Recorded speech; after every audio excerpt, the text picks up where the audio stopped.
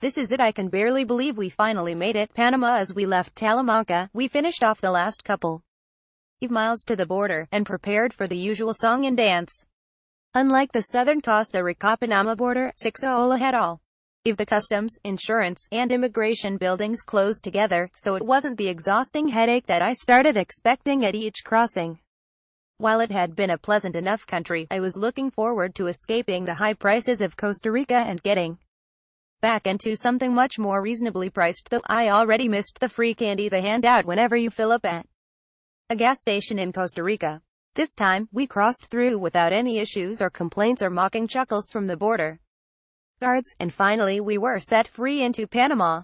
Well, free-ish. There were still checkpoints every 10 feet to double, triple, and quadruple check our paperwork. All of the trucks, cars, and vans were waved right through, but for some reason, we were stopped at every single one. The landscape was every bit as beautiful as Costa Rica, but with a slightly different range of greens made that much more exquisite by the simple feeling of accomplishment we achieved to see it. We stopped in Zegla for the night, at one of the only hotels in town. It wasn't the nicest spot, but basically everything without visible roaches exceeds my Central America standards nowadays. Hollywood stopped into a local barber for a haircut in tribute to the late and still great Nicky Hayden. However, the barber was drinking beer and did most of his cutting with a loose razor blade. Which is why I don't get haircuts. How have we not died yet? And we headed out the next day with little to do. There was only one road from the top of Panama down to the Pan American Highway, and lucky for us, it was twisty, scenic, and offered pleasantly cool mountain air. The road itself ranged from wonderful to, when did I trade the FZ for a jackhammer? But, all in all, I can't really complain. That snake that I accidentally ran over when we got up into the fog can complain, but I can't. Sorry. After a solid 4 or 5 hours, we made it down to Los Lajas, where we stopped in at a bed and breakfast owned by a European couple. I always appreciate getting to speak English with people, doubly so when both of the people are scuba divers and have a ton of stories to tell of exotic and somewhat terrifying sounding adventures. It was certainly a nice change of pace. We parted ways the next morning, figuring we'd come back on our return route. There really aren't many alternative options to get around in Panama anyway. Then we hopped along another 400 kilometers toward the end of the road. After getting drenched and sidelined by a particularly unholy deluge for an hour or so, we stopped at Medical Retreat at the side of the road, as it was the only hotel to be found. As if I was trying to justify the medical half of the name, I took a good hard tumble while walking down the slick rain and humidity-drenched tile stairs. Some days, people find my clumsiness somehow endearing. But today I fought back tears, knowing I was just a couple hundred miles from the end of the road, and my knee was giving me a lot of pain.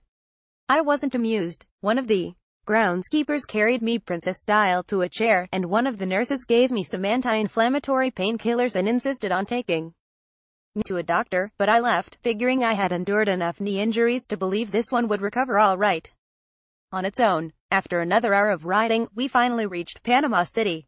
It was easy to spot by the endless barrage of American-style shopping malls that lined the road. We skirted around the heart of the city, took a moment to admire the feat of construction that is the Panama Canal, then finally crossed onto the final highway in North America.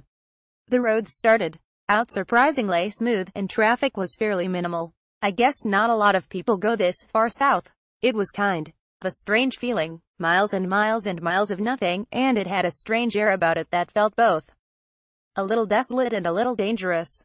We made it maybe another 150 kilometers and called it a day at one of the only hostels we could find in one of the only spots of civilization along the way, and prepared for our final leg. There's no Wi-Fi when you get this far south. The owner of the hostel didn't even seem to know what Wi-Fi was, but being completely disconnected added to the sense of isolation.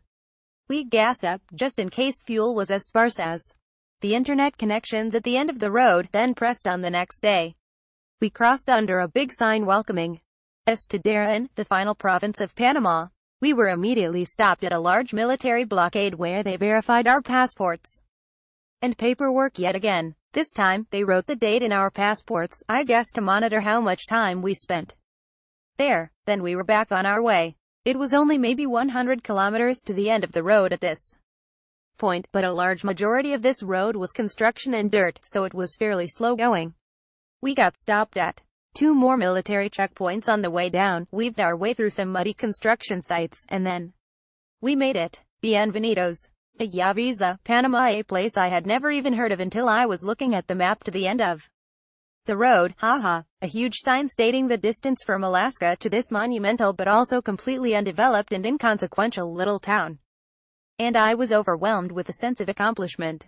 We glanced at the darién gap from the hanging bridge where locals hauled giant yucca roots to and fro for shipping, and got a spot at what appeared to be the only hotel in town. There's not really anything to do in Yavisa, as seen by the fact that 2/3 of the population is children. Or in hindsight, I guess you could say the locals found plenty to do, but we made it from Alaska to the very, very bottom of North America, and just about everywhere in between. I guess now I just have to get all the way back.